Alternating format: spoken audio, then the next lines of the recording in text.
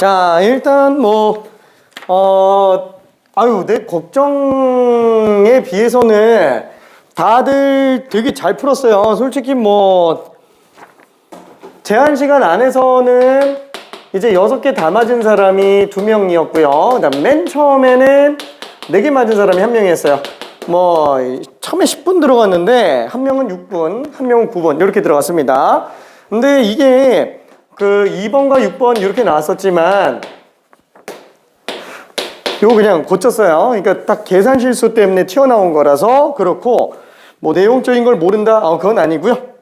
그 다음에 6번 같은 경우도 아쉽게 최종적으로는 하나 틀린 걸로 남게 되기는 했어요. 근데 1회 시행 확률을 계산할 때 착각하는 경우들, 그쵸? 이거 좀 조심해줘야 됩니다. 지금 얘는 당장 6번 같은 경우만 해도 1회 시행 확률, 성공 확률을 본다 그러면은 일단 1차로 합격하거나 아니면 2차로 합격하는 게 1회 성공 확률이라고 볼 수 있는데, 얘는 1차로 합격할 확률과 2차로 합격할 확률 2개로 봐줘야 되겠고요.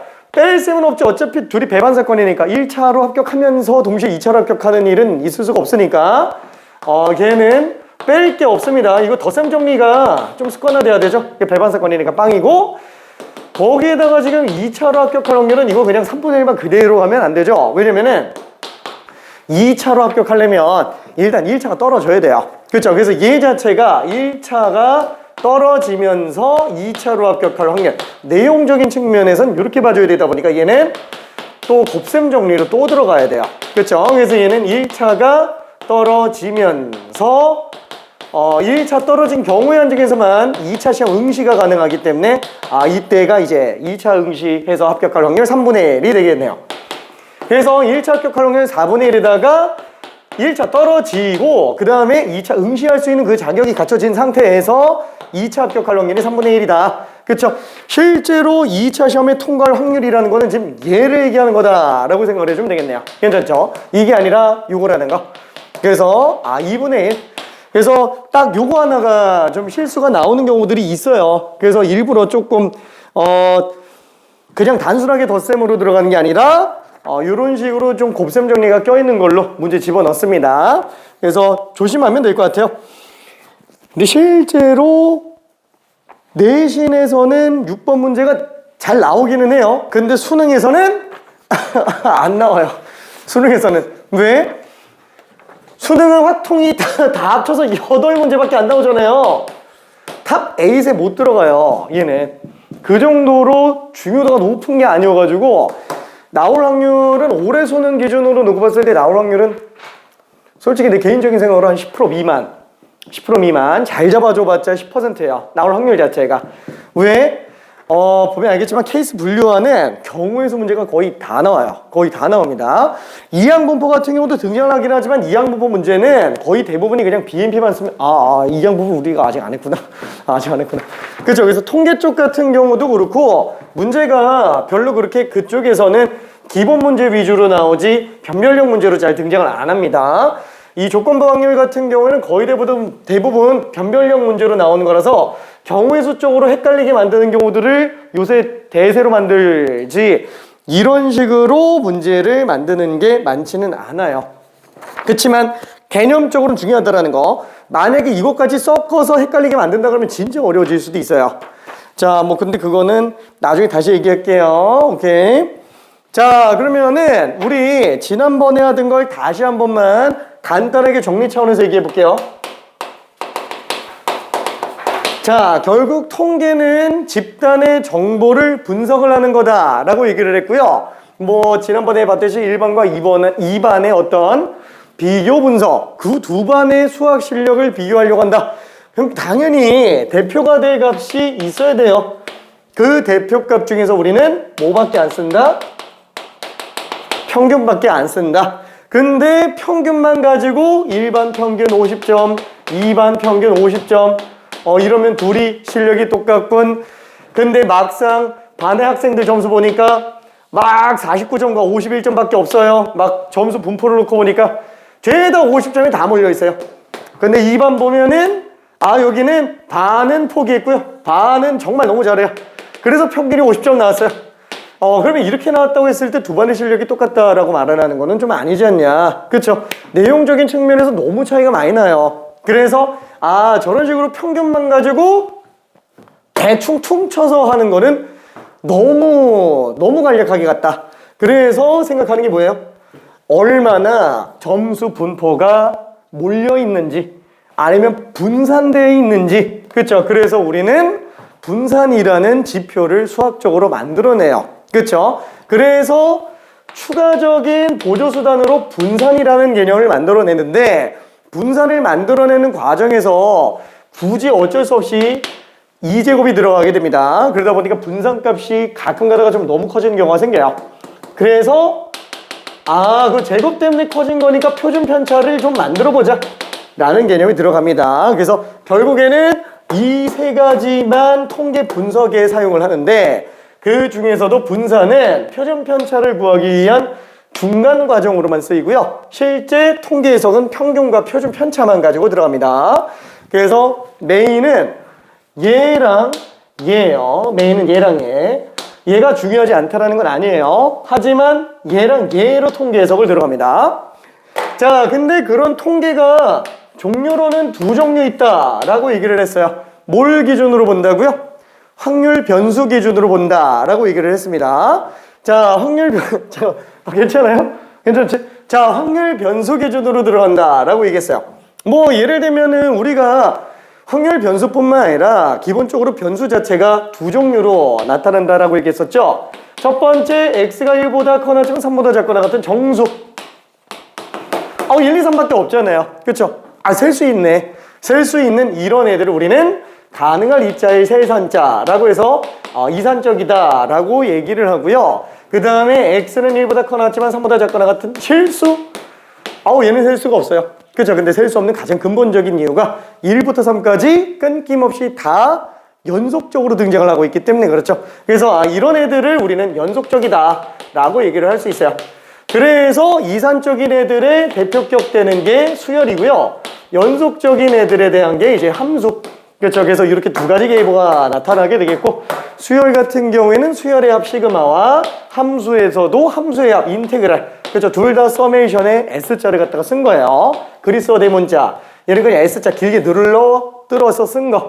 둘 다 합이라는 뜻입니다. 그러다 보니까 나는 얘를 수열의 합이지만 이산적인 것들의 합, 이산합이라고 부르고요. 얘는 연속적인 것들의 합. 그래서 나는 정적분을 연속합이라고 정의를 내려요. 괜찮죠? 자, 그래서 이렇게 두 가지 계보가 있는데, 그럼 잠깐만, 우리 지금 확률 분포 같은 경우도 비슷하게 생각할 수 있잖아요. 만약에 시험 점수를 그러면 뭐 한 문제당 5점짜리다, 뭐 20문제다. 그럼 점수 어때요? 뭐 빵점부터 100점까지 그냥 5점 단위로 가니까 셀 수 있죠. 그러니까 그런 애들 같은 경우는 우리가 표를 만들어서 가기가 좋다라는 거야. 왜? 그냥 일일이 다 쓰면 되니까. 그래서 이때 쓰는 얘를 갖다가 확률 변수라고 부르죠. 왜 확률이지? 그때 나오는 점수들이 뭐 5점 쭉 가서 100점까지 있는데, 그때 나오는 예를 들어서 도수가 있다라고 쳐볼게요. 그럼 1명, 3명, 빵점도 있어요. 100점도 한 2명 있다. 근데 전교생이 200명이라서 200으로 전체적으로 다 나눠줘요.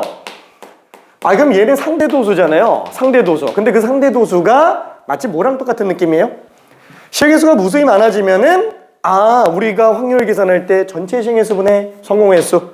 그렇죠. 통계적 확률 역할을 해준다라는 거야. 그렇죠. 그래서 얘는 비록 상대도수, 비율에 관련된 얘기지만 통계적 확률 입장에서 확률처럼 해석이 가능해지는구나. 실개수가 무수히 많아진다 그러면은. 그래서 얘를 probability, 약자 P를 쓰면서 나타내게 됩니다. 그래서 얘는 확률이에요. 그러다 보니까 얘는 그 점수의 분포가 확률과 관계 있는 변수라 그래서 확률 변수라고 부르고요.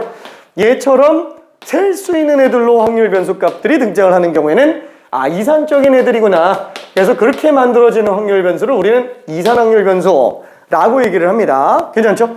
그 다음에 이때 만들어지는 표를 우리는 확률에 대한 어떤 분포가 나타나져 있는 표라고 얘기해서 확률 분포 표라고 얘기하고요.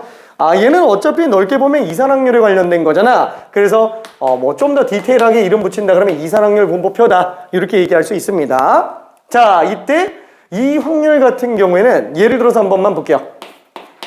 px가 스몰 x 라고 할 때 이게 스몰 x1이라고 치고 스몰 x2라고 하고 스몰 x 뭐 20이라고 한번 쳐볼게요. 그러면은 스몰 x 값이 라지 x 값이 되게 하는 그 케이스들이 쭈루루룩 나올 거예요. x가 0인 경우에는 뭐 200분의 1 쭈루룩 나오다가 x가 뭐 100인 경우에는 뭐 200분의 2 뭐 다 쓸 수 있죠. 그러다 보니까 얘는 어때요? 마치 대응관계가 설정된 함수 같은 느낌이 많이 난다라는 거야. 괜찮죠? 그래서 얘는 비록 확률 나타내는 애기는 하지만 확률을 나타내는 함수라서 얘를 갖다가 뭐라고 그러냐? 확률 함수라고 불러요. 확률 함수라고 부르고 그때 얘는 함수값이 그대로 확률로 나오죠.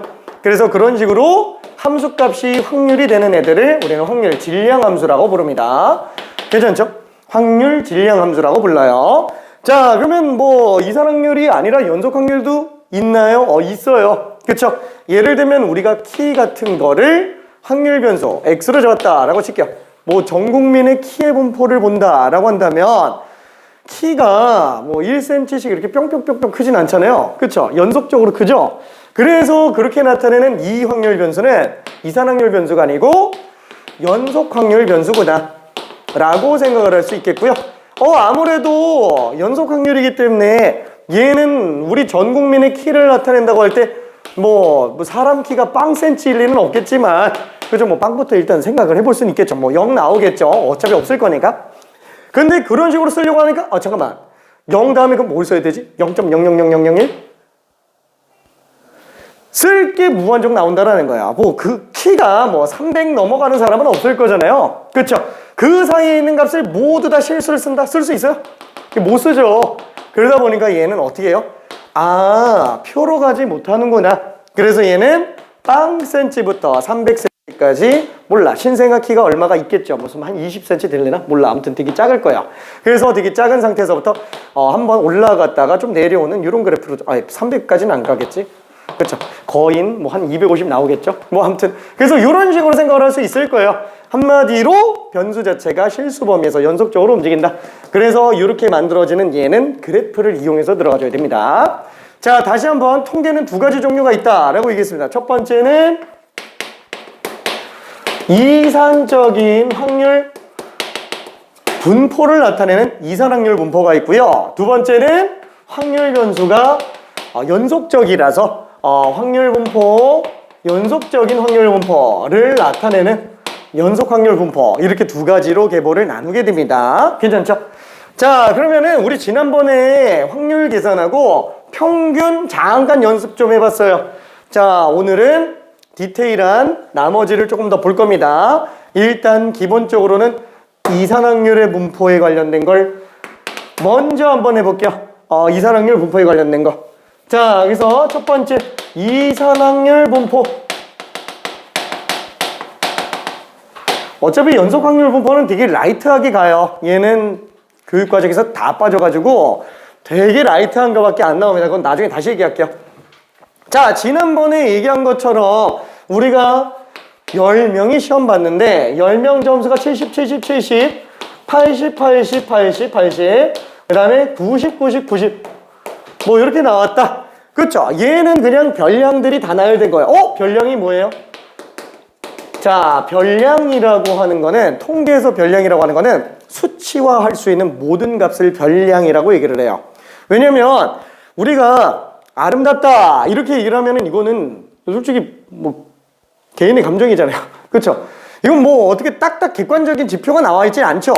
근데 만약에 그런 아름답다라는 기준도 0점부터 10점까지로 수치화해서 만들어낸다 그러면은 걔도 나름 어느 정도 물론 누가 판단하느냐에 또 달라지겠지만 어쨌거나 빵점부터 10점까지를 나타내서 아름다운 정도가 7점 뭐 이러면은 수치화할 수 있는 거죠. 그럼 이런 것도 변수 역할을 할 수 있는 거야. 이런 것들을 우리는 별량이라고 얘기를 합니다. 괜찮죠? 자, 근데 뭐 일단 그런 얘기는 좀 내비두고요. 자, 그 별량을 갖다가 우리는 지난번에 얘기했듯이 표로 만들어낸다 라고 얘기를 했어요. 표로 만들어서 70점과 80점과 90점을 만들어냈고, 이때 확률은 10분의 3, 10분의 4, 10분의 3 이렇게 만들어지게 될 거예요. 자, 이때 풀네임은 x는 x 이런 식으로 probability large x가 small x인 경우라고 씁니다. 자, 그때 잠깐만, 얘는 그러면 그래프로는 못 나타내요? 나타낼 수 있어요. 그쵸? 그래프로 나타낼 수 있어요. 만약에 x라는 확률 변수를 x축으로 잡고 y축에다가 나오는 확률이라고 친다면 70점, 80점, 90점에서 10분의 3 점 나오고 10분의 4 점 나오고 10분의 3 점 나오고, 그 점이니까 이게 굳이 그래프를 그릴 필요가 있냐 이거야. 그쵸? 수열도 마찬가지잖아요. 수열도 우리가 그래프를 그릴 수는 있지만 이런 경우만 해도 이거 등차 수열이죠. 등차 수열 뭐랑 똑같은 거라고 얘기했죠?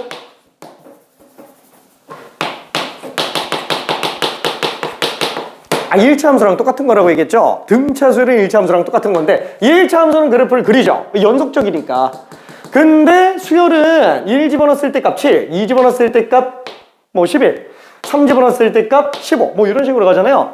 점점점점 이렇게 가니까 얘는 굳이 그래프를 그릴 필요가 있냐 이거야. 수열은 그냥 아예 숫자로 써놓는 게 더 나아요. 1항은 7, 2항은 11, 3항은 15.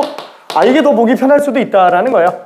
그래서 이산확률도 마찬가지로 굳이 그래프를 그리지 않고 표로 갑니다. 그래프를 못 그려서 안 그리는 게 아니에요. 그럼 연속확률 분포는 표를 못 그려요. 그래서 연속확률은 무조건 그래프로 가야 되는 거예요. 그냥 방법이 없어요. 괜찮죠? 자, 물론 중학교 때 이런 것들 다 그래프를 만들기도 했어요. 막대 그래프로 만들기도 하고요. 아니면은 히스토그램이라 그래서 막 이렇게 해서 가는 것도 있었죠. 그러니까 저기서 그건 중학교 때 쓰던 거고 고등과정에서는 안 쓰니까 그냥 그런가 보다 하고 넘어가도 됩니다. 자, 그러면은 이때 얘는 확률 질량 함수를 다시 한 번만 볼게요.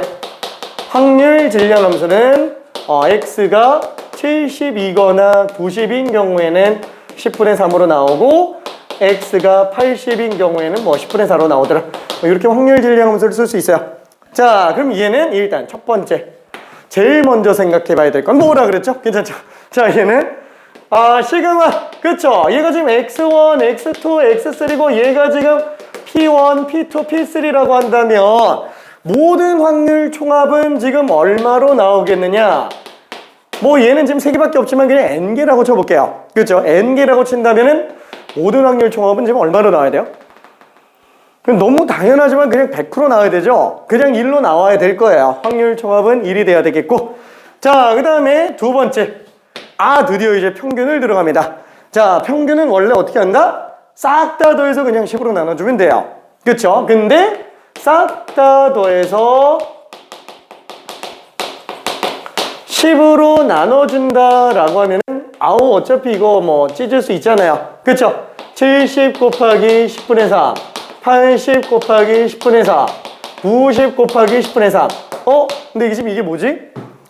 별량 값에다가 확률 곱해서 더하는 게 평균으로 나올 거다라는 거예요. 그게 중학교 때 상대도수라는 개념을 이용한 이유죠. 괜찮죠? 상대도수로 봤을 때도 똑같이 별량 값에 상대도수 곱해서 더해주면은 그냥 평균이 나오더라. 그래서 얘 같은 경우도 어떻게 쓸 수 있어요? 다시 한번 별량 값에다가 확률을 곱해줘요. 그리고 싹 다 더해줍시다. 1부터 n까지 싹 다 더해주면은 얘는 우리는 뭐라고 부른다? x라는 확률 변수에 어떤 2라고 표시를 해요. 얘가 평균이야. 그럼 2는 뭐냐? 2는 expectation의 약자예요. expect가 기대하다라는 뜻이잖아요. 그러니까 expectation은 기대값이라고 생각하면 됩니다. 그럼 지금 당장 얘 같은 경우는 평균이 얼마예요? 80 나오죠? 그렇죠? 80을 기대한다라는 거야. 그렇죠? 내가 만약에 시험을 딱 본다라고 쳤을 때 이런 시험지 막 나 빼고 전교생이 지금 다 봤더니 이렇게 나온 거예요. 근데 나는 나중에 결석해가지고 나중에 시험 보래요. 그래서 시험지를 딱 받아요. 그럼 어때요? 80점을 좀 기대해 봐야 되겠죠? 그죠? 실력이 랜덤하다고 친다면. 내가 못하는 상태 아니면 잘하는 상태 이러면 좀 모르겠지만 정말 랜덤한 실력 안에서 그냥 예측해본다 하면 80점 나오면 그래도 면은 좀 선다. 그렇죠? 이런 느낌. 근데 80점보다 못 보면은 좀 민망한 상태. 80점보다 잘 보면은 그래도 뭐 어깨는 살짝 올라갈 수 있는, 그죠? 약간 그런 느낌. 그래서 우리가 기대값이라는 표현을 쓰는 거야. 괜찮죠? 요 정도면 그래도 뭐 나쁘지 않다. 그냥 기대값. 자, 근데 얘는 아무래도 평균이잖아요. 그래서 평균이다 보니까 평균이라고 미지수로도 씁니다. M이라고도 써요. M은 민이라는 명사의 약자고요. 민이라는 게 동사로는 의미하다라는 뜻도 있지만 명사로는 평균이라는 뜻도 있습니다. 그래서 평균값 정리도 민스 띠오림 이렇게 들어가요. 그래서 얘도 평균. 얘로 써도 되고 얘로 써도 상관없어요. 괜찮죠? 오케이. 자, 그 다음에 세 번째. 자, 우리는 이제 분산을 들어가야 돼요. 분산을. 그럼 분산은 어떻게 구하지? 자, 아까도 얘기했지만 분산이라는 개념은 얼마나 벌어져 있는지에 대한 정도를 보는 거예요. 괜찮죠? 자, 학생들의 점수 분포가 막 이렇게 나와 있다라고 친다면 그러면 평균이 어디가 있겠죠? 이렇게 보면 좀 너무 안 이쁘다. 그냥 이쁘게 좀 적당히 볼게요. 뭐 일반적으로 그냥 이렇게 점수가 나올 거예요. 뭐 빵점부터 100점까지. 뭐 평균이 50점 나왔다라고 쳐볼게요. 그러면 얘는 50점 기준으로 놓고 봤을 때 예를 들어서 60점 맞은 친구, 그쵸? 뭐 70점 맞은 친구, 뭐 여러 가지 점수대들이 나올 거예요. 괜찮죠? 자, 그러면은 분산되어 있는 정도는 당연히 어떤 기준에서부터 벌어져 있는지 정도를 보는 거잖아요. 그럼 그 기준은 당연히 뭘로 잡아요? 당연히 평균으로 잡겠죠. 얘가 대표값인데. 그쵸? 그러다 보니까 당연히 60점은 50점과 10점 차이가 나더라. 그쵸? 그래서 그 차이에 초점을 맞춰서 들어가는 거예요. 그러다 보니까 얘는 아예 그냥 80점으로 다 빼버리는 거예요. 80점으로 다 빼버려요. 어떻게? X에서 평균을 빼는 식으로 가는 거예요. X에서 평균을 빼는 식으로. 자, 그래서 별량에서 평균 빼면은 얘는 70에서 80 뺐으니까 마이너스 10. 얘는 80에서 80 뺐으니까 빵. 얘는 90에서 80 뺐으니까 10으로 나와요. 괜찮죠? 자, 이게 차이가 될 거다라는 거야. 이때 이 X 빼기 M. 별량에서 평균 뺀 거를 뭐라고 부르냐? 얘를 편차라고 부릅니다. 별량에서 평균 빼는 거를 편차라고 불러요. 자, 그러면은 그 편차도 딱 보면은 편차 마이너스 10 나오는 게 3명이고 편차 빵 나오는 게 4명, 편차 플러스 10 나오는 게 3명이에요. 그럼 당연히 얘는 개체수를 다 이용해서 정리해줘야 되겠죠. 그러면 편차들을 다 더해서 균등하게 10으로 나눠보자. 왜? 평균 내려고. 괜찮죠? 왜? 편차의 어떤 대표값을 좀 뽑아보려고 하니까. 왜냐면 대표적인 값을 또 뽑아야 그게 어떤 분산 정도를 예측할 수 있잖아요. 근데 한번 봐봐요. 얘네 싹 다 더하면 얼마 나와요? 편차 다 더하면? 당연히 빵 나와요. 괜찮죠? 그게 중학교 때 사용하던 가평균이에요. 가평균 이용해서 빠르게 평균 구하는 용도로 썼었습니다. 기억 안 나면 안 해도 돼요. 어차피 쓸 일 없습니다. 가평균 모르겠으면은. 자, 그래서 지금 얘 같은 경우는 빵 나오는데? 그럼 편차 가지고 평균 내면은 너무 당연하게 빵 나오니까 좀 생각을 바꿔보자. 그래서 어떻게 하냐? 잘 생각해 볼게요. 60점은 평균하고 10점 차이가 평균하고 10점 차이가 나요. 근데 저기 예를 들어서 저기 40점인 애도 딱 보면 어때요? 평균하고 10점 차이가 나요. 지금 우리는 얼마나 분산되어 있는지에 대한 정도를 보는 거지 부호가 중요한 거예요? 아니에요. 평균하고 10점 차이가 나는 게 중요한 거예요. 그러니까 50점과 60점은 10점 차이, 40점과 50점도 10점 차이. 그 점수 차이가 중요한 거야. 얼마나 평균에서부터 멀어져 있는 사람이 많은지에 대한 걸 보는 게 중요하기 때문에 부호가 중요한 게 아니라는 거예요. 괜찮죠? 그래서 아예 그냥 그러면은 얘를 갖다가 양수화 시키자. 아예 벌어진 정도를 다 양수값으로 만들어 버리자. 그래서 얘를 다 양수화를 시키려고 해요. 방법은 두 가지예요. 첫 번째, 절대값을 씌우거나 아니면 짝수 제곱을 하거나. 근데 통계학자들이 선택한 방법은 뭐였냐면은 2제곱을 들어가는 거였어요. 왜? 이 절대값으로 들어가면은 언제 내부가 음수고 언제 내부가 양수인지를 일일이 다 해석해야 되잖아요. 근데 제곱은 그냥 다 제곱 때려버리면 되니까 편하다 이거예요. 그래서 2제곱으로 들어갑니다. 자, 그래 놓고 나면은 여기는 이제 100이 되고요. 여긴 빵이 되고요. 여긴 100이 돼요. 100, 빵, 100. 그쵸? 그래서 편차 제곱에다가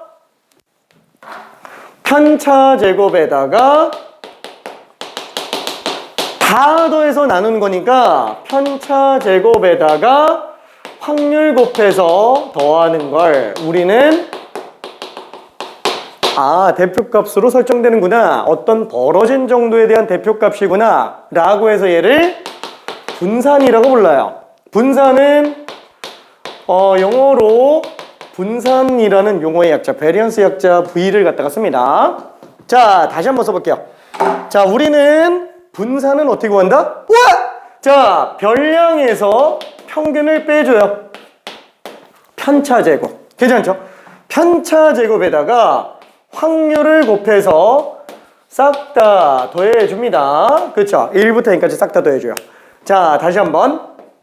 얘는 편차 제곱의 expectation, 평균입니다. 괜찮죠? 편차 제곱의 평균이에요. 정의가. 그걸 뭐라고 부른다? variance x라고 얘기합니다. x의 분산이다 라고 얘기를 해요.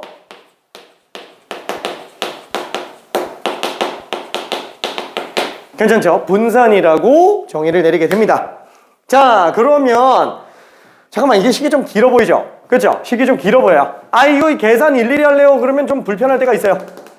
그래서 무슨 짓을 또 하냐? 얘는 시그마 x, 그냥 i는 그냥 일단 빼고요. 쓸게요. 불편하니까.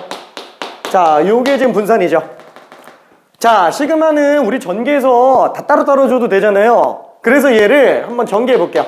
자, 얘는 x제곱 빼기 2mx 플러스 m제곱 t라고 바꿔 써도 되죠. 자, 그럼 얘는 하나씩 다 전개해서 들어간다면은 시그마 x제곱 p 빼기 2mxp 그 다음에 플러스 m제곱 p가 되니까 지금 얘는 다 따로 계산해도 상관이 없겠네요. 괜찮죠? 자, 이때 얘는 그대로 냅둘게요. 시그마 x제곱 p 2m은 어차피 상수잖아요. m은 어차피 평균 그냥 숫자가 나왔죠. 얘는 개수로 빼도 상관이 없어요. 그 다음에 m제곱도 상수니까 앞으로 그냥 빼도 상관이 없어요. 자, 그래 놓고 나니까 얘는 뭐예요? x제곱에다가 확률 곱해서 더한 거야. 괜찮죠? 지금 얘는 이 별량값에다가 제곱한 거를 확률 곱해서 더하는 거구나. 괜찮죠? 그래서 우리는 얘를 뭐라 그러냐? 별량, 자, 확률 곱해서 더하는 걸 뭐라 그래요? 확률 곱해서 더하는 거를 평균이라고 얘기했습니다. 별량, 혹시 모자랄까봐? 오케이. 자, 별량에다가 확률 곱해서 더하는 걸 우리는 평균이라고 얘기했어요. 다만 얘는 지금 x평균이에요? 아니, x제곱의 평균인 거야. 괜찮죠? x제곱의 평균. 요거는. 자, 그럼 얘는 요게 뭐예요? x평균이잖아요. 그렇죠? 아까 똑같은 거죠? 그러니까 얘는 지금 m으로 나오는 거예요. 마이너스 2m제곱. 그 다음에 얘는 확률 초급이니까 얼마? 1이죠. m제곱으로 나오는구나. 그래서 얘는 별량제곱 평균에서 평균 제곱을 빼는 걸로 봐도 되는구나. 괜찮죠? 다시 한번 x로 나타내 볼게요. 별량제곱 평균에서 평균의 제곱을 뺀 걸로 봐도 되는구나. 요게 지금 분산이구나 라고 생각할 수 있습니다. 괜찮죠? 원래 다시 한번 정의는 편차제곱의 평균이 분산이에요. 편차제곱 평균으로 계산해도 상관없어요. 그치만 이렇게도 계산할 수 있구나 라고 생각할 수 있습니다. 괜찮죠? 자, 그게 요거예요. 자, 이쪽에다 한번 써볼게요. 자, 다시 한번 얘는 별량제곱 평균에서 평균 제곱을 빼는 걸로 계산해도 상관이 없더라. 자, 그래서 얘를 왼쪽보다 더 많이 써요.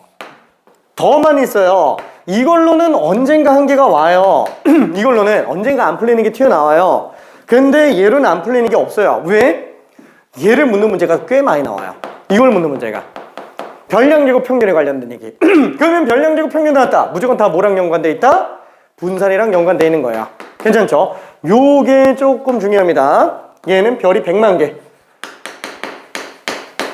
왜? 평균 못 구하는 사람은 없어요.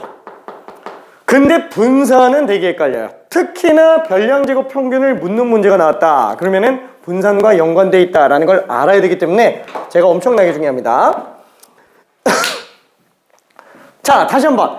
그러면 잠깐만. 이 분산값은 지금 보면 알겠지만 제곱을 하잖아요. 그러다 보니까 지금 얘처럼 점수가 몰려있는 애들은 분산이 사실 그렇게 크게 안 나와요. 근데 아까 대충 본 것처럼 아니 반에 점수가 0점하고 100점밖에 없다 이러면은 평균은 50점 나오는데 막 분산이 막 만 이렇게 튀어나오고 그래요. 되게 크게 나와요. 그러면 50점을 만점 기준으로 막 분석해서 해석한다. 아이 되게 조그마죠? 이 소수점 엄청 내려가요. 그 이유는 나중에 얘기할게요. 정교분포에서 들어갑니다. 그러니까 결과적으로는 아니 어차피 지금 분산이 절대적인 의미가 그러니까 수치값에 절대적인 의미가 있어요? 없어요. 평균이랑 다르게 분산값은 그 정도를 그냥 수치화해 놓은 것 뿐이에요. 얘 값 자체가 뭔가 절대적인 의미를 갖고 있는 건 아니라는 거야. 그냥 분산이 크면 많이 퍼졌구나. 분산이 작으면 몰렸구나. 그냥 그 정도밖에 안 된다라는 거예요. 그래서 어떠냐면은 똑같은 식 안에서 놓고 봤을 때 퍼져 있는 정도만 보여주는 거라 상대적인 의미밖에는 없어요. A반보다는 B반이 분산이 더 크니까 얘네가 점수가 좀 더 퍼져 있나 보다. 이렇게 생각할 수밖에 없어요. A반이 분산이 3이니까 3이 뭘 얘기하는 거야? 그냥 없는 거예요. 그냥 3인 거예요. 괜찮죠? 분산은 절대적인 의미가 없어요. 다른 반과 비교할 때 해석하는 용도 정도밖에 안 됩니다. 자, 그러면은 분산값이 굳이 크게 만들 필요는 없잖아요. 그래서 우리는 분산이 너무 크니까 얘 가지고 지표로서 사용하기에는 좀 그렇다. 근데 얘가 큰 이유는 제곱 때문에 큰 거니까 제곱근 한번 때려주자. 그렇죠? 분산에다가 제곱해서 큰 거니까 제곱근 한번 때려주자. 그래서 나오는 개념이 표준 편차 시그마 x입니다. 시그마 x. 자, 얘는 시그마예요. 시그마. 표준 편차를 대표하는 문자라고 생각하면 됩니다. 시그마? 이것도 시그마인데? 그렇죠? 이것도 시그마인데? 이것도 시그마라고? 둘 다 시그마예요. 이 그리스어 대문자 소문자예요. 대문자 소문자. 대문자는 보통 수열의 합에서 많이 쓰고요. 소문자 시그마는 표준 편차를 의미하는 걸로 수학에서 많이 사용합니다. 괜찮죠? 소문자 시그마. 약간 좀 6이랑 비슷하게 생겼어요. 그러니까 원래는 이렇게 생겼는데 이게 바깥쪽에서 들어오면은 약간 좀 6이랑 헷갈리는 경우가 많아가지고 안쪽부터 그려주는 게 좋은데 이렇게 해도 6이랑 헷갈리는 게 많아서 나 같은 경우는 여기서 물꼬리 한번 해주면 좀 덜 헷갈려요. 덜 헷갈립니다. 여기에 확률 변수 x가 더 들어가 있는 상태라고 생각을 해주면 되겠네요. 괜찮죠? 자, 다시 한번 이쪽에다 정리 한번 해볼게요. 자, 1번. 제일 먼저 봐야 될 거는 뭐다?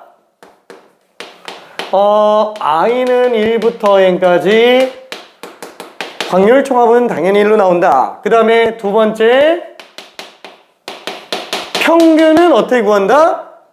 별량에다가 확률 곱해서 처음부터 끝까지 싹 다 더해주면 된다라는 거. 세 번째 분산은 어떻게 구한다?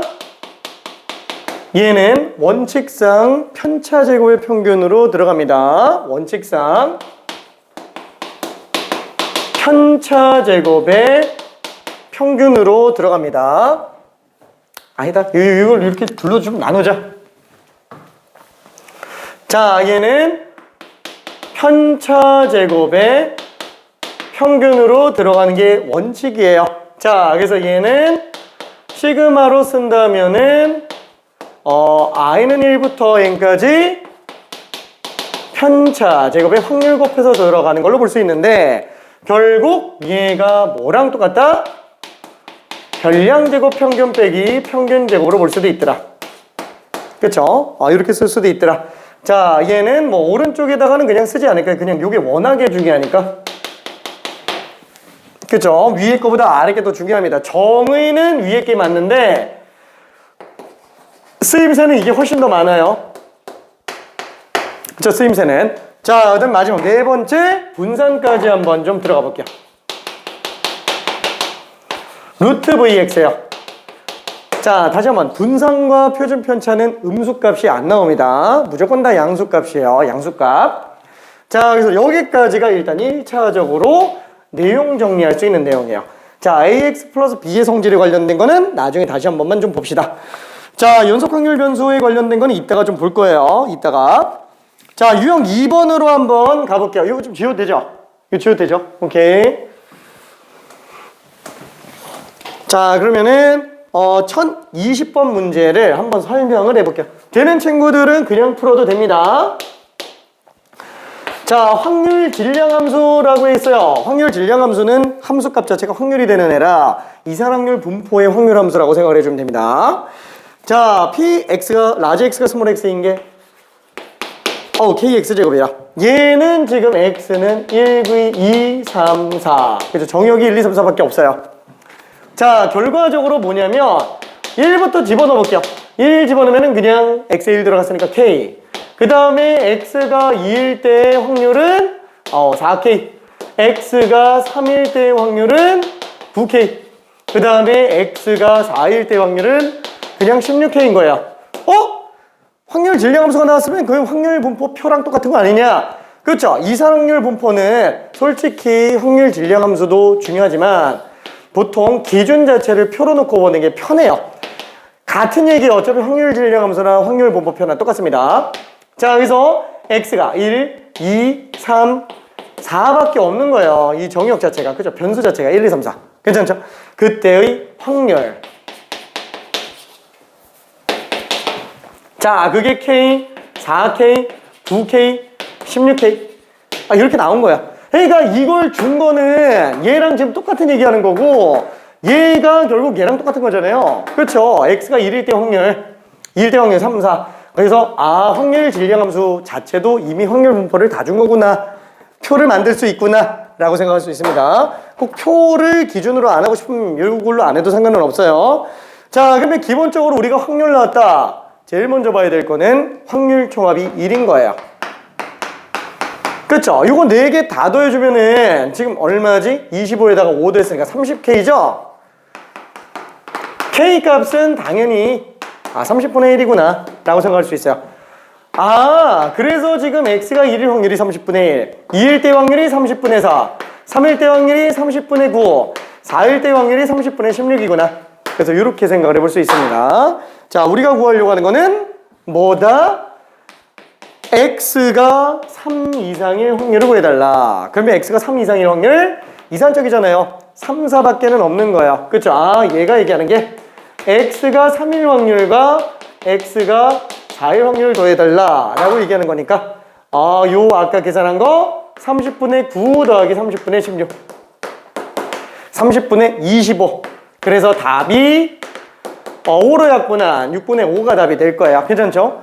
별로 어렵지는 않았습니다. 자, 그러면은 저기 그 뒤쪽에 1022번 있죠?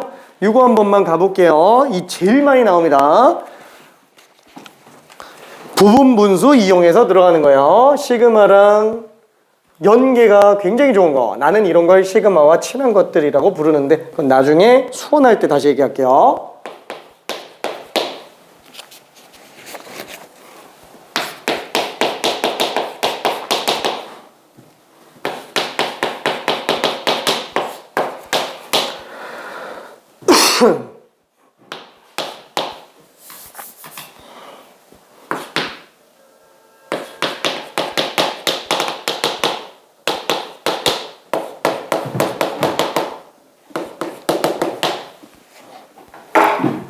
자, 부분분수 문제입니다. 부분분수 문제.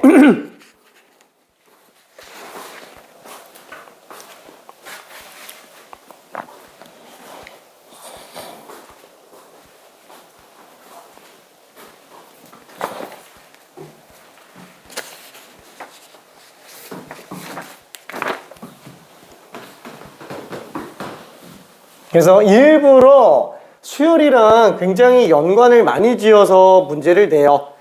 제일 많이 나오는 게 1022번 부분분수 이용해서 확률 질량함수 완성시키기.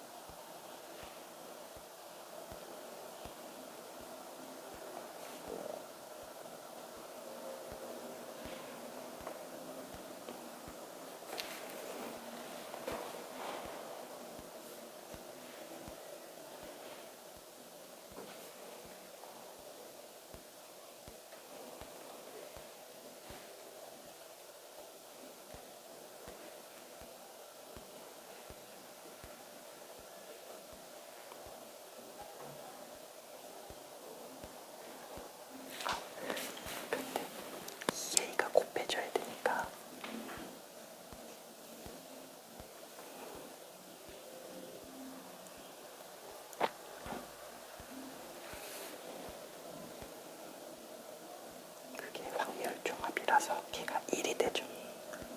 오케이.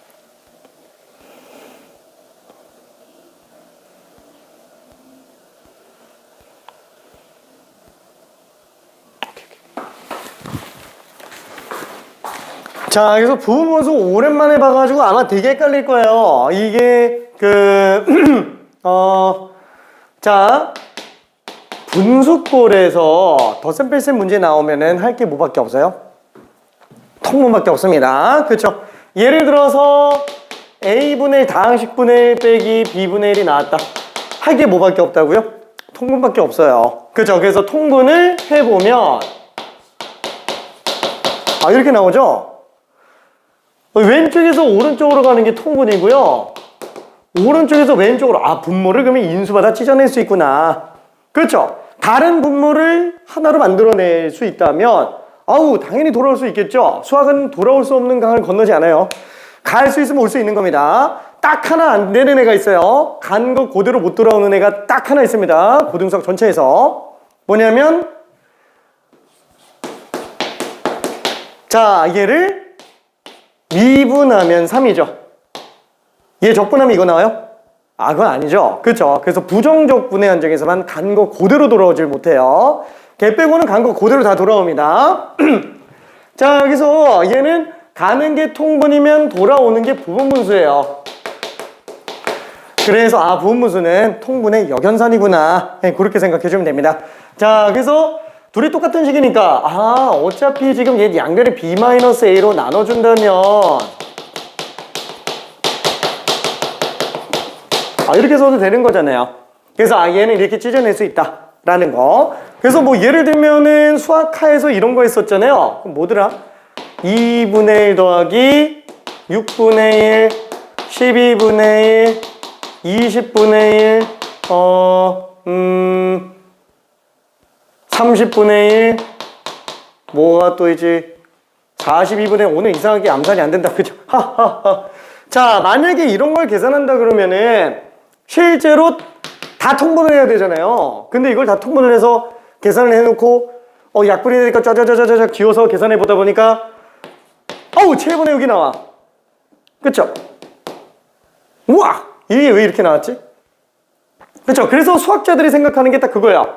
여기 뭔가 있다. 뭔가 있으니까 이렇게 정리돼서 나오는구나. 통분과 관련된 뭔가가 있을 거다. 그게 부분분수였죠. 그쵸? 그래서 얘는 분모가 1과 2를 곱한 상태로 볼 수 있으니까 그냥 1분의 1 빼기 2분의 1로 봐도 되겠네. 어차피 뒤에서 앞에 거 빼면 1이니까. 그렇죠? 그 다음에 얘 같은 경우도 2 곱하기 3분의 1이니까 얘는 2분의 1 빼기 3분의 1은 어차피 6분의 1 나오잖아요. 그렇죠? 얘도 3 곱하기 4분의 1이니까 3분의 1 빼기 4분의 1. 그런 식으로 계속 더해 나가다 보니까 마지막 6분의 1 빼기 7분의 1로 나와서 지워지는구나. 그래서 얘에서 그냥 얘 뺀 걸로 끝나니까 7분의 6이 나오는구나. 와, 신기하네. 그죠? 통분의 반대 연산을 이용해서 미리 예측해 볼 수도 있다. 그게 부분분수의 주요 장점입니다. 그럼 부분분수는 얘밖에 없어요? 이거밖에 없어요? 엄청 많아요. 부분수는 엄청 많아요. 종류로 따지면은. 그러면은 잠깐만, 그러면 종류가 엄청 많은데 왜 얘밖에 안 나오지? 얘가 제일 쉬우니까 이것만 고등과정에서 하는 거예요. 나머지는 어떤 거냐? 이런 거야. 그 대학교 때 뭐 우리는 만약에 이과로 안 간다 그러면 볼 일은 없겠지만 예를 들어서 이런 거랑 똑같아요. 뭐 이런 거를 부분분수로 만든다 그러면 대학 과정에서는 어떻게 들어가냐면은 에이 몰라 일단 찍고 봐. 무조건 찢을 수 있는 거니까 분모 인수마다 다 찢을 수 있는 거니까. 그 다음에 분자는 1차니까 상수만 써놓는 거예요. 상수만 써놓는 거예요. 통분하면 얘 나오겠지. 그래서 항등식으로 개수비교해서 A, B를 찾아내요. 왜? 일단 찢을 수 있는 거니까. 그렇죠. 무조건 찢을 수 있는 거야. 그래서 얘 같은 경우도 통분해보잖아요. 그럼 X에 X 플러스 1. 그럼 얘는 지금 X 플러스 1 했으니까 AX 플러스 A. 이거 하면 그냥 BX. 그럼 X에 X 플러스 1분의 얘는 지금 A 플러스 BX에다가 플러스 A로 남네. 근데 항등식이잖아요. 분자 똑같아야 되지. A는 무조건 1 나와야 되는 거예요. 그럼 A가 1이니까 X 없어야 되잖아요. 그러니까 B는 마이너스 1로 나와야 된다. 그래서 얘가 1이고 얘가 마이너스 1이니까 X분의 1 빼기 X 플러스 1분의 1로 나오게 돼요. 괜찮죠? 대학교 때는 다 이렇게 들어가요. 왜? 이렇게 간단한 게 안 나오고 이런 거 부분사라고 얘기를 해요. 이런 거. 그러면 어떻게 한다 다시 한번? 2인수마다 다 찢을 수 있는 거예요. 그래서 A 몰라 2인수마다 다 찢어. 얘는 2차네. 그럼 뭐 나머지는 1차 이하로 나오겠죠. 얘는 1차니까 상수 나오겠지. 상수 나오겠지. 통분해서 이거 만들어지는 ABC들을 계산하는 거예요. 괜찮죠? 특별한 건 아니에요. 뭐 어려운 건 아니에요. 다만 좀 길고 긴 것 뿐입니다. 그러니까 쟤는 굳이 고등학생들이 연습하는데 어렵지는 않은데 계산만 길지 않냐. 이거는 수학 능력을 확인하는 데는 그렇게 도움이 되지 않는다. 불필요한 지엽적인 해석이 많다. 그래서 교육과정에서는 이걸 안 하는 거예요. 수학 능력 시험이 수능 시험이잖아요. 진짜 매스매틱 수학 얘기하는 건 아니겠죠? 그죠? 이게 배울 숫자, 배울 학자, 배울 수 있는 능력이 얼마나 되냐, 얼마나 사고할 수 있느냐, 그걸 보는 시험이다 보니까 이 정도면 충분하다, 고등학생들한테는. 그래서 다 뺀 겁니다. 그래서 이거밖에 안 써요. 자, 그러면은 뭐 넘어가서 그러면 요거 때문에 우리는 이거식을 좀 정리할 수 있어요. 잠깐만, 이거 분자에 뭐가 있잖아. 분자에 뭐가 있으면 어떡하지? 분자에 뭐가 있으면 어떡하지? 그럼 뭐 얘 여기다가 씌워주면 되는 거죠. 괜찮죠? 그래서 밖으로 빼내면 됩니다. 자, 그래서 얘는 2a 밖으로 빼놓고 정리하면 x분의 1 빼기 x 플러스 1분의 1이지 않냐. 그쵸? 그래서 이거 1부터 다 집어넣어서 분다 그러면은 시그마 p 하면은 얘는 2a로 묶었을 때 1분의 1 빼기 2분의 1 2분의 1 빼기 3분의 1 그래서 10까지 집어넣으면 10분의 1 빼기 11분의 1이니까 요것도 지금 앞뒤로 지워지네요. 그쵸? 2분의 1, 2분의 1, 3분의 1, 3분의 1. 그쵸? 순서 들어간다 그러면은 1에서 11분의 1 빼니까 2a 곱하기 11분의 10. 근데 이게 지금 확률 총합이라서 1이 될 수밖에 없네요. 따라서 a 값은 20분의 11인 걸 알 수 있어요. 자, 근데 우리가 알고자 하는 거는 x가 1일 때 확률이잖아요. 그래서 여기다 x에다 1 집으면 뭐 안 찢어도 되죠. 그냥 2분의 2a. 그래서 그냥 a가 답이네. 그래서 이것 때문에 20분의 11이 답이 될 거야. 괜찮죠? 자, 얘밖에 안 나와요. 얘밖에. 물론 유리식에서 부분분수가 있다면 무리식에서는 또 이런 게 있잖아요. 이것도 켤레 씌워서 더해주면 또 앞뒤로 지어지면서 가죠. 그래서 이것도 가끔 나와요. 그게 지금 1024번입니다. 그게 1024번. 로그 관련된 건 안 나오니까 걔는 뭐 생략할게요. 자, 나머지 문제는 별로 어렵지 않으니까 1025번 하나만 더 해보고 뒤로 넘어갑시다. 1025번.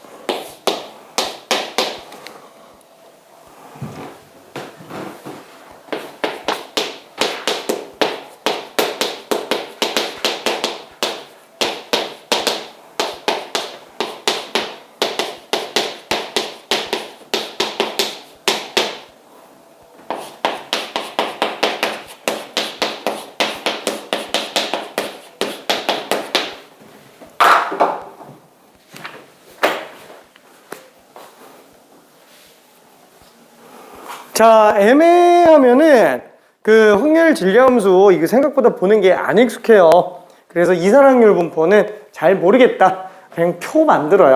제일 편해요. 표 만들면은. 3, 4, 5, 6밖에 없습니다. 아, 이거 3부터 5까지 확률이 8분의 5라면 3일 때 확률, 4일 때 확률, 5일 때 확률 합쳐서 8분의 5인 거니까 6일 때 확률을 알 수 있어요.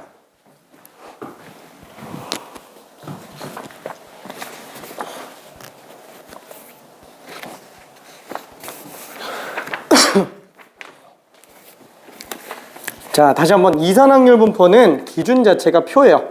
표만 만들면 되는 거예요. 어떻게 나오더라도 표랑 연관 지어 놓으면 해석하기가 수월해집니다. 기준을 표로 잡는 게 좋아요.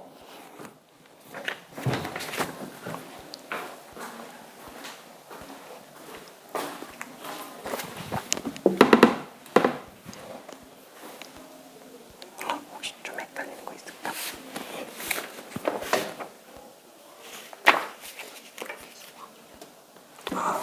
버프하죠. 근데 3에서 5 사이 확률이면 3 포함하고 4 포함하고 5 포함하죠. 요거 3개 더한 거예요. 그 3개 다 더한 게 8분의 5라는 거지. 그래서 6일 때 확률이 나와요. 왜냐면 다 더하면 어차피 1 나와야 되니까.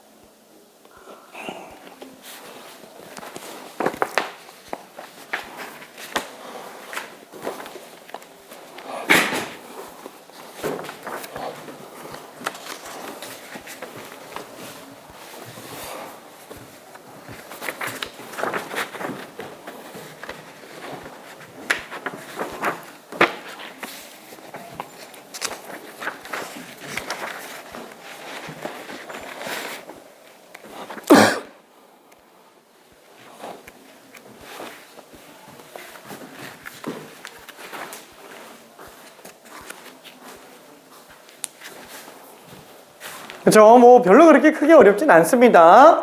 자, 얘는 3부터 5까지 확률이 8분의 5다.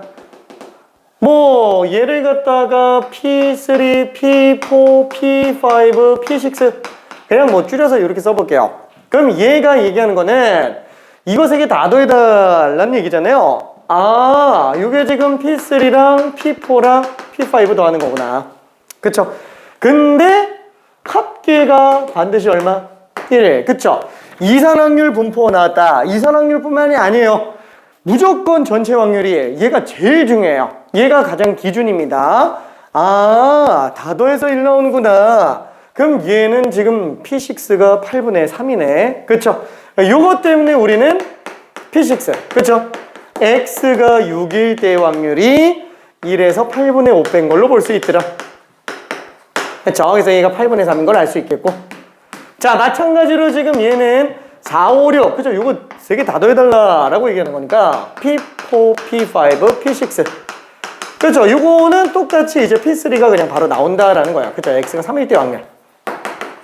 자, 그래서 1에서 지금 2분의 1 빼주면, 아, 2분의 1이다. 그래서 얘가 지금 2분의 1인 걸 알 수 있습니다. 지금 우리는 딱 그 2개 더해달라라고 얘기했으니까 8분의 4, 8분의 3 합치니까 8분의 7이 되겠네요. 괜찮죠?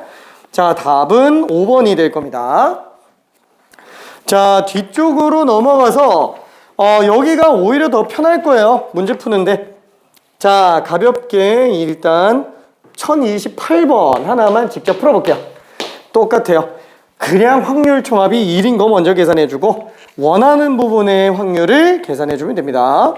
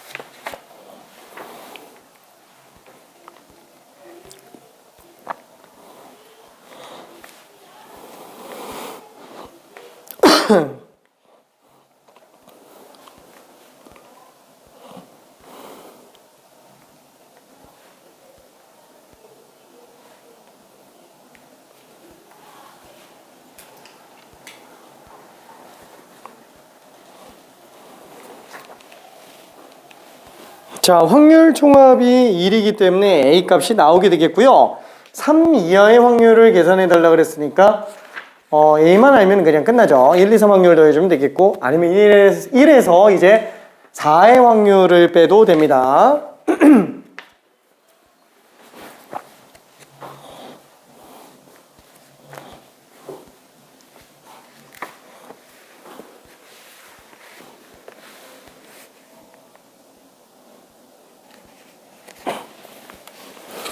얘를 왜 E라 그랬지?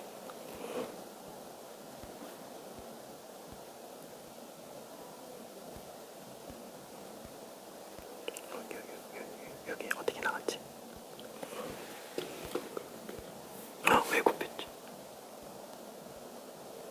평균 구하는 게 아닌데.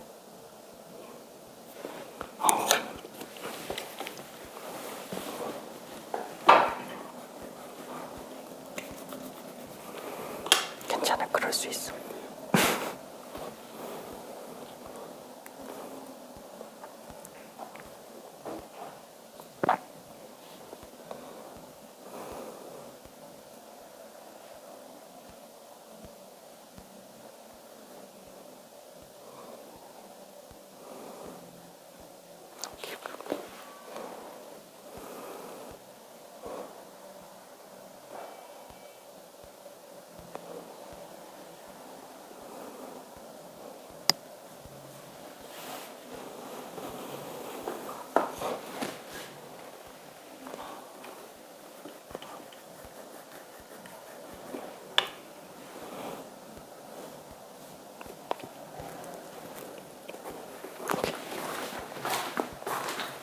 자, 당연한 얘기예요. 이거 싹 다 더하면은 1로 나오는 거니까.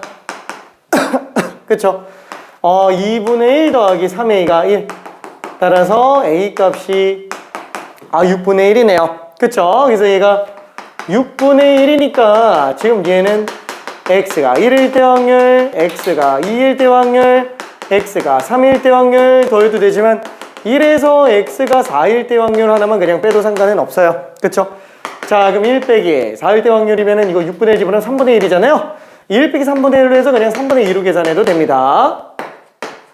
그쵸? 뭐 그렇게 어렵진 않은 문제였어요. 자, 그 다음에 1029랑 1030번은 나중에 개인적으로 좀 더 해보고요. 좋은 문제들입니다, 다. 자, 이거 1031번으로 와볼게요. 얘는 안 좋은 문제예요. 안 좋은 문제인데 왜 하냐? 어색해서 그냥 한번 해보라는 거예요. 이런 문제 안 나옵니다. 그러니까 혼자 할 때는 좀 헷갈릴 것 같아서. 그러니까 아까 얘기한 그거예요. 그 확률, 이산확률 분포표로 만들 걸 굳이 그래프로 만들어 놓은 그냥 그런 애라고 생각을 해주면 돼요. 1031번. 오케이. 어렵진 않아요.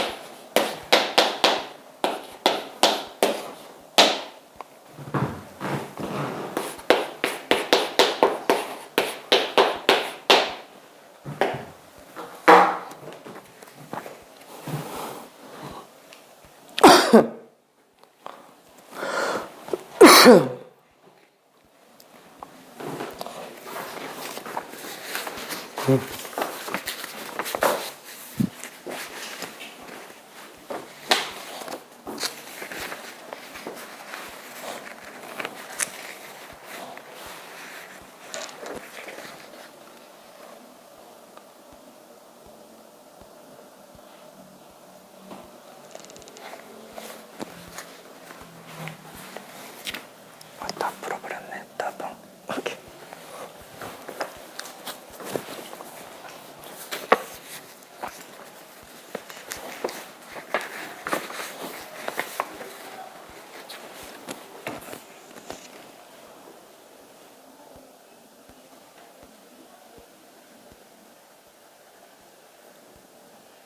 힘대 쭉쭉 가. 힘대 쭉쭉 가.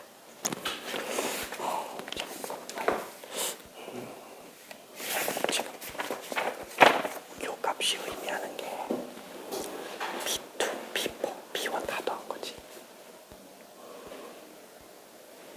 맞아. 요거 10분의 7. 그러면은 4개 다 더한 게 1 나와야 되니까 P3가 얼마인지가 나오죠. 오케이. 그럼 끝났네.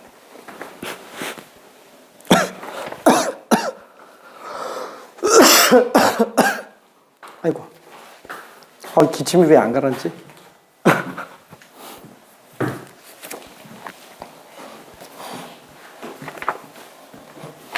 자, 그래서 요거는 만약에 좀 헷갈리면은 이렇게 봐도 괜찮아요. 이게 지금 이렇게 나와 있는데 표로 보면은 이렇게 생겼어요. x가 2, 4, 6, 8 그때 확률이 지금 2일 때 확률이 지금 P2 이렇게 나와 있는 거고 4일 때 확률이 지금 P4로 나와 있는 거고 6일 때 확률이 지금 P1으로 나온 거고 8일 때 확률이 지금 P3로 나온 거죠. 이걸로 보면 좀 더 편해요. 그러니까 굳이 표로 만들 거를 그래프로 만들어놔서 오히려 더 헷갈리게 만들고 있는 상태. 뭐 물론 그래프의 장점은 있어요. 숫자로만 딱 나와 있으면 뭔가 조금 뭐라 그랬는데 전자식이 보는 느낌? 얘는 약간 좀 아날로그식이 보는 느낌? 약간 동글동글 돌고 가는 그 식이 있잖아요. 그런 느낌? 그래서 뭔가 딱 대략적으로 봤을 때 그 증감의 추이가 그래프적으로 좀 보이는 장점이 있는데 어차피 계산할 때는 이게 더 편합니다. 그쵸? 자, 그래서 얘는 2, 4, 6이 다 들어가는 거잖아요. 이거 세 개 다 더한 거다. P2, P4, P1 다 더한 건데 어차피 이거 싹 다 더하면 얼마 나와요? 그쵸? 1. 이게 이산확률 분포만 그런 게 아니에요. 연속확률 분포도 마찬가지인데 확률 총합이 1인 거. 얘부터 써야 돼요. 이게 제일 중요합니다. 그죠? 얘는 기본적인 기본이라. 그러면 지금 여기서도 얘가 10분의 7로 나오는 거 보면 얘는 그냥 10분의 3이구나. 그쵸? 그래서 이거 가지고 우리는 P3가 10분의 3인 걸 뽑아낼 수 있어요. 자, 그러면 지금 얘는 또 뭘 얘기하는 거예요? 6과 8 두 개밖에 없으니까 P1과 P3 더하는 거죠? P1과 P3를 더하는 거구나. 근데 P3가 지금 10분의 3이니까 10분의 4에서 10분의 3을 빼버리면은 P1은 그냥 10분의 1이 되겠죠. 그래서 우리는 얘가 10분의 1인 걸 알 수 있어요. 그게 지금 X가 6일 때 확률이잖아요. 그죠? 그래서 답이 10분의 1이다 라고 볼 수 있습니다. 그죠? 크게 어렵지는 않았어요. 근데 뭔 소린지 순간 당황할 것 같아서 그냥 한번 한 겁니다. 안 중요해요. 저런 문제 안 중요합니다. 자, 그러면은 평균 분산 표준변자 들어가기 전에 마지막 문제. 얘처럼 이런 식으로 확률 분포를 아예 다 준 게 아니라 표를 자기가 알아서 만들어야 되는 문제예요. 자, 그래서 1032번. 자, 요거를 한번 설명해 볼게요. 되는 친구들은 그냥 직접 풀어도 됩니다. 자, 주머니 안에 지금 흰 공이 2개 들어가 있고요. 그 다음에 빨간 공이 1개가 들어가 있대요. 그 다음에 검은 공이 3개가 들어가 있다고 합니다. 자, 여기서 2개를 동시에 꺼낼 때 꺼낸 흰 공의 개수를 확률 변수 X라고 하자. 2개를 뽑기, 조합한다 라고 했을 때 흰 공 개수를 X. 와, 그러면은 당연히 제일 먼저 뭘 봐야 돼요? 표 먼저 만드는 게 제일 편해요. 그렇죠? 뭐 질량함수를 한 번에 뽑을 수 있으면 뽑아도 되는데 표를 그냥 만들면 된다. 뭐가 나와도 표로 간다. 그렇게 기준 잡아주는 게 좋습니다. 자, 그러면 표를 만든다고 친다면 제일 먼저 이 안에서 생각해야 될 거는 x가 몇부터 몇까지 나올 수 있느냐라는 거예요. 그럼 두 개 뽑아서 인공개수인데 최대 두 개까지 나올 수 있으니까 빵개부터 두 개까지. 아, 0, 1, 2구나. 그렇죠. 이렇게 기준 틀을 먼저 만들어줄 수 있어요. 자, 그 다음에 이제 세부적인 확률을 계산해주면 돼요. 아, 그러면 빵개 나오려면 우리 근원사건의 확률이 다 똑같게 만들려고 일부러 흰 공끼리도 다른 걸로, 검은 공끼리도 다른 걸로 보죠. 그래서 얘는 전체 6개 중에 2개 뽑는데 그 중에 흰 공을 안 뽑아요. 그러면 빨간 거, 검은 거 몰라. 뭔지 모르겠는데 나머지 4개 중에서 그냥 2개 뽑는다. 이렇게 들어가주면 되겠고요. 자, 얘 같은 경우에는 또 6개 중에 2개 뽑는데 흰 거 하나, 나머지 하나. 그렇죠. 뭐 검은 고기든 빨간 고기든 중요하지 않습니다. 자, 얘는 흰 것만 2개라고 생각을 할 수 있겠네요. 그렇죠. 자, 그러면 이게 진짜 맞는지 틀리는지를 보기 좋은 방법 중에 하나는 뭐냐면은 다 더해봐요. 1이 나오는지 안 나오는지를 확인해 보면은 아, 내가 잘했네. 이런 게 좀 보입니다. 괜찮죠? 얘는 15분의 6이에요. 얘는 15분의 8. 아우, 얘는 15분의 1. 아, 진짜 다 더하니까 1 되는 게 맞네요. 그래서 이거는 식이 문제가 없다라고 생각할 수 있습니다. 오? 그럼 애초에 그냥 확률 질량함수로 그냥 한 번에 갔어도 되는 거 아니야? 그렇죠. X개라고 한다면 6개 중에 2개 뽑는데 흰공 X개 뽑고 남은 것 중에서 2-X개를 더 뽑아주는 걸로 들어가도 되는구나. 그래놓고 X가 될 수 있는 게 0, 1, 2다. 이런 식으로 확률 질량함수로 뽑아도 됩니다. 괜찮죠? 자, 그치만 표가 더 편하니까 나는 솔직히 확률 질량함수로 잘 안 가요. 구하라고 할 때만 좀 쓰고 웬만하면 다 표로 갑니다. 자, 그러면 우리 뭘 구해달라고 얘기했죠? 아, 빈칸 채워달라라고 얘기했으니까 아, A는 지금 이구나. 그 다음에 B는 15분의 6. 그 다음에 C는 15분의 8. 그래서 A 플러스 B 빼기 C는 A가 2였죠. B에서 10 뺀다면은 마이너스 15분의 2. 그래서 15분의 30에서 15분의 2 뺐으니까 15분의 28. 그렇죠? 이게 답이다 라고 생각할 수 있습니다. 괜찮죠? 자, 답이 4번이었어요. 자, 그러면 요거 가지고 문제를 직접 하나만 풀어볼게요. 1035번 요거 하나만 해볼게요. 요거 하나만 하고 잠깐만 쉬었다가 다음 유형으로 넘어갈게요. 다음부터는 이제 평균으로 들어갑니다.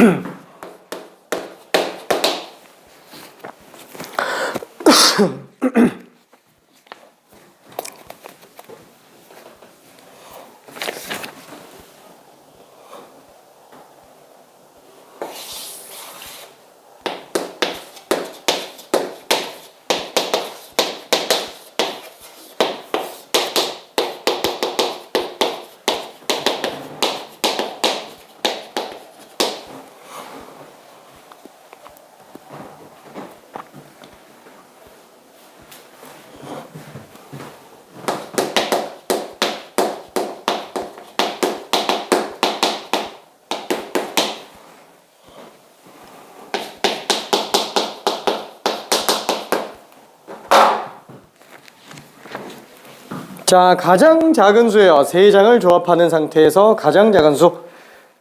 그쵸? 그러면 최소값이 될 수 있는 게 몇부터 몇까지 되겠느냐라고 생각해 주면 됩니다.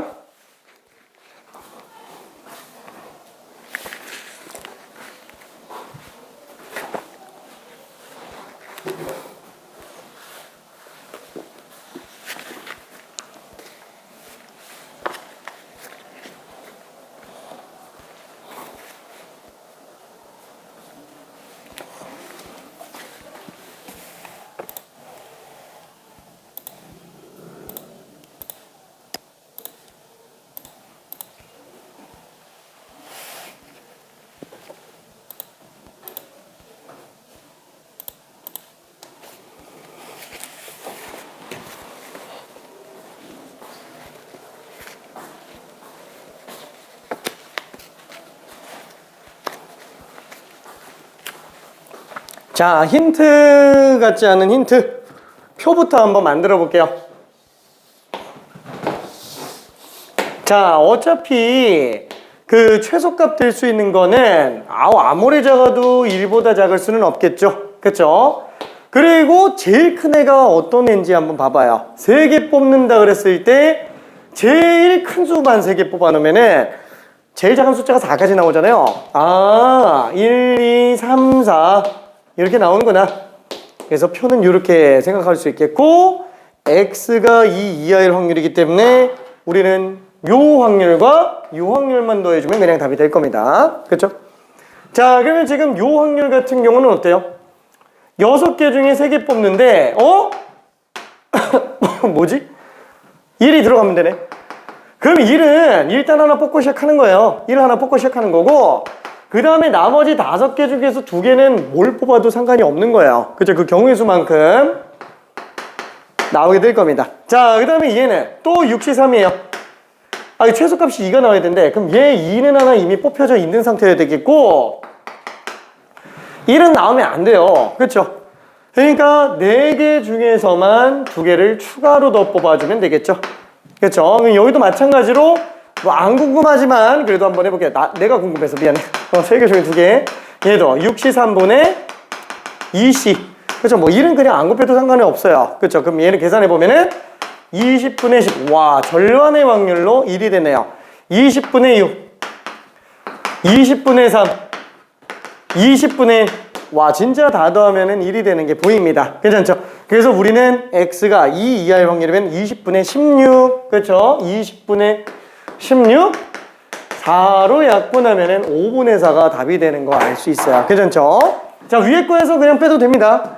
자, 힌트만 준다 그래놓고 답을 구했어. 미안. 화이팅.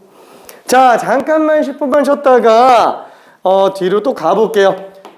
호잇. 호잇. 1분 추가. 호잇. 자, 혹시 질문할 거 없어요? 괜찮아요? 오케이. 자,